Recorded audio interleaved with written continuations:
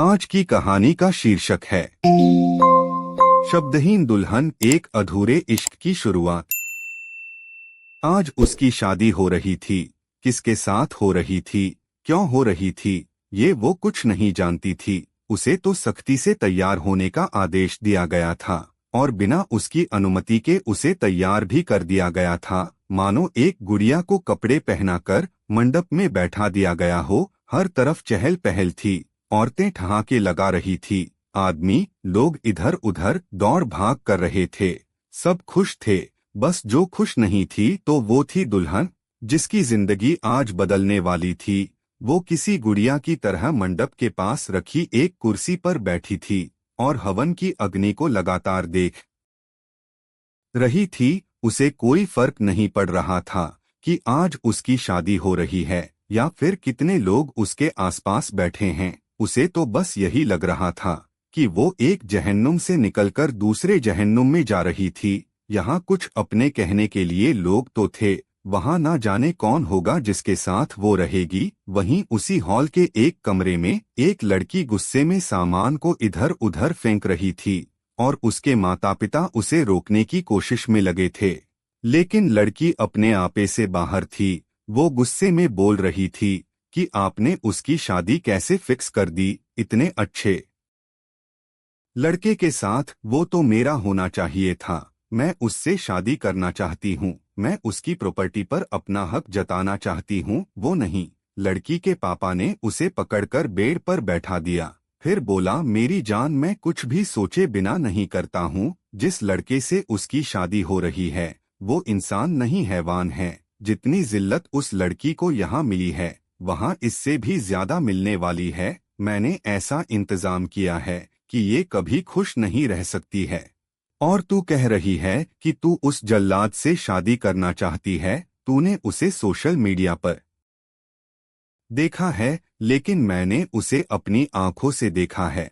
जानवरों जैसा सुलूक करता है ये लोगों के साथ। वो आदमी आगे कुछ बोलता उससे पहले ही बाहर से आवाज सुनाई दी, चलो चलो, लगता है बारात आ गई है, हम भी तो देखें खुशी का दूल्हा कैसा दिखता है। आदमी ने लड़की को छोड़ दिया और बोला, चलो अब मुस्कुराकर अपनी प्यारी सी बहन को विदा करो, ताकि सबको लगे कि हमने अपना फर्ज ठीक से निभाया है। लड़की ने अपनी माँ की ओर देखा तो उसकी माँ ने भी कुटिलता से हंसते हुए हामी भरी और तीनों बाहर आ गए। सब लोग दूल्हे को देखने के लिए बेताब हो रहे थे, और हो भी क्यों ना। एशिया का सबसे छोटी उम्र का और सबसे बड़ा बिजनेसमैन जो था, रजत सिंघानिया। जितना बड़ा नाम उतने ही बड़े काम। रजत सिंघानिया दिखने में बहुत स्मार्ट और हैंडसम था। ये लोगों के सामने बहुत कम आता है, लेकिन सोशल मीडिया पर एक्टिव रहता है और अपने फोटोज शेयर करता रहता है। लेकिन फोटोज से कोई इसके स्वभाव का पता नहीं लगा पाया। कोई कहता है ये इंसान नहीं जानवर है, तो कोई कहता है कि ये दिखने में खड़ूस टाइप नहीं है। बस लोग बदनाम कर रहे हैं। सब लोग बारात के स्वागत में खड़े हो गए और इंतजार करने लगे। तभी बड़ी सी गाड़ी आकर सबके सामने रुकी तो सबके चेहरे चमक उठे। उसमें से लगभग 6 फुट का अच्छी कद काठी का लड़का बाहर निकला। उसने सेहरा बांध रखा था और ब्लैक कलर का सूट पहना था। सेहरा रहने की वजह से किसी को उसका चेहरा दिखाई नहीं दे रहा था, लेकिन लोग तो उसे ऐसे देखकर ही खुश हो रहे थे मानो कोई देवता आसमान से उतरकर आया हो। ये रजत सिंघानिया था। वो अकेले ही उन लोगों की ओर बढ़ गया तो सब लोग खुसुर फुसुर करने लगे कि ये अकेला ही क्यों आया है, क्या इसके परिवार में कोई नहीं है, या फिर ये लेकर नहीं आया। रजत जैसे ही सबके पास पहुंचा, सबके मुंह बंद हो गए और एक झूठी मुस्कान सबके चेहरों पर खिल गई। अंदर मंडप के पास बैठी खुशी शर्मा को यह तक एहसास नहीं था कि उसके आसपास अब कोई नहीं है। वो अकेली ही हॉल में बैठी एकटक जमीन को निहार रही थी। तभी पास मंत्र पढ़ रहे पंडित ने कहा, बिटिया तुम काफी देर से यहाँ बैठी हो, बोरियत महसूस नहीं हो रही है। पंडित जी के अचानक बोलने से खुशी थोड़ी डर गई और बिना कुछ बोले सीधी होकर बैठ गई।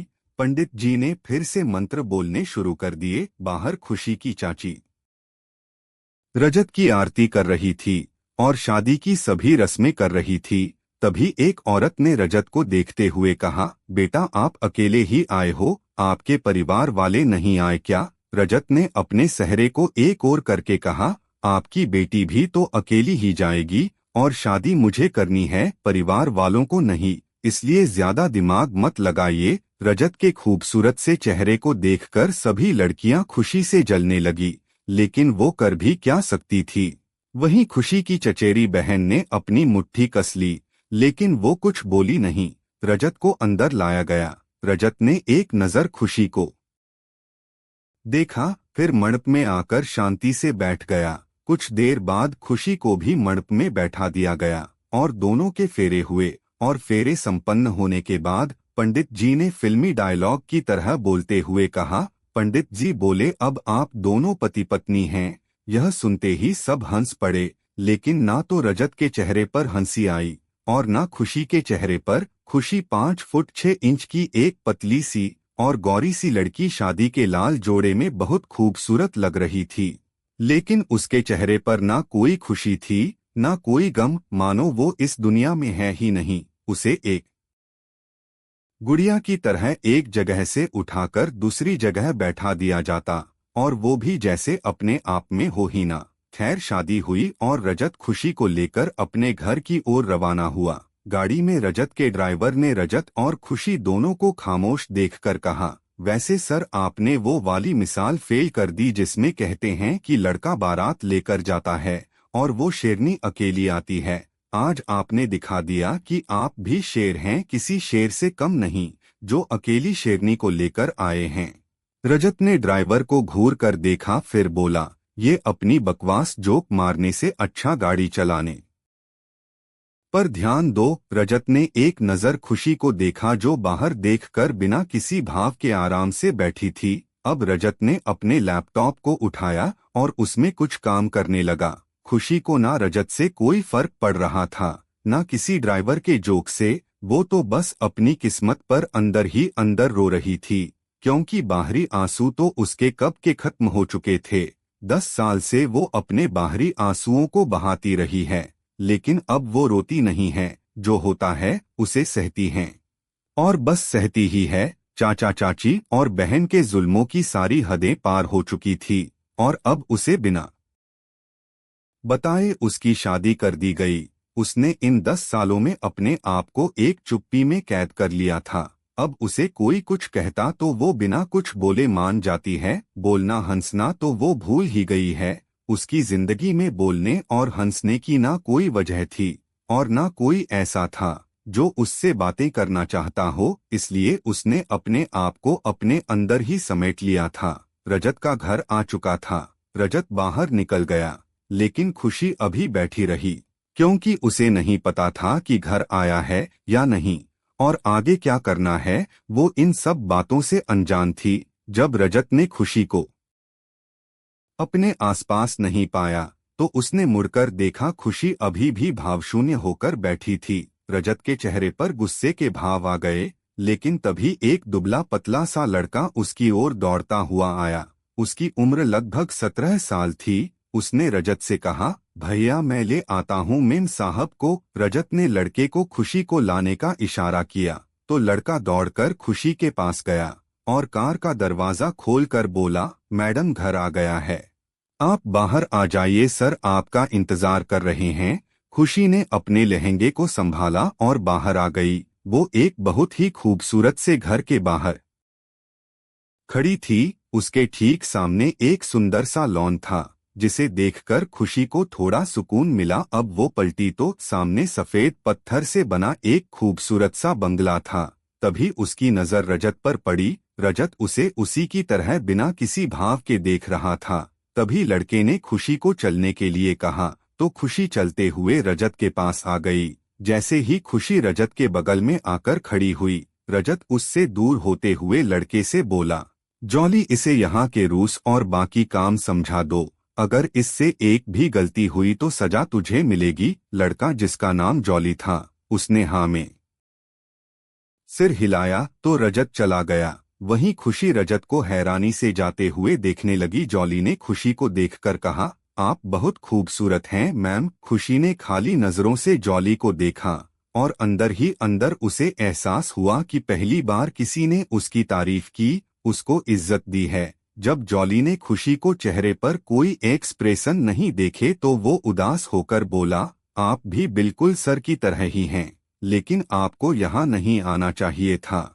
ये जगह आपके लिए नहीं है। खुशी ने बिना कुछ कहे चलना शुरू कर दिया तो जॉली भी उसके साथ चलते हुए बोला, आप इस घर में पहली औरत हैं। इससे पहले यहाँ कोई औरत नहीं आई और ना ही यहाँ कोई औरत है, इसलिए आपको और सावधानी से रहना होगा। जॉली अब खुशी के आगे आगे चलने लगा और फिर बोला, यहाँ सब लोग बहुत कम बातें करते हैं, सब अपने काम से काम रखते हैं। वैसे तो रजत साहब ही हैं यहाँ, और अब आप, और एक कमरे में एक वृद्ध आदमी है जो कभी बाहर नहीं आते हैं, शायद वो बीमार हैं, और आपको सुबह नाश्ते के लिए 8 बजे डाइनिंग टेबल पर आना है। 1 मिनट भी लेट होने पर आपको नाश्ता नहीं दिया जाएगा। नाश्ते की टेबल पर ही रजत सर से आपकी मुलाकात होगी और आपको जो बात करनी हो आप वहां कर सकती हैं। फिर दोपहर का खाना आपके कमरे में पहुंचा दिया जाएगा। आप बाहर नहीं आएंगी क्योंकि तब सर यहाँ नहीं होंगे। रात में 10 बजे आपको फिर से डाइनिंग टेबल पर आना है खाने के लिए। इस वक्त आपको कोई बात नहीं करनी है क्योंकि सर काम करके थक जाते हैं और गुस्से में रहते हैं। जॉली ने सारा काम ऐसे बता दिया मानो उसने रट लगा रखी हो। खुशी अब अंदर आ चुकी थी। एक से बढ़कर एक आलीशान कमरे थे। यहाँ खुशी ने उदास आंखों से सब कुछ देखा। To be continue. Next part भाग 2।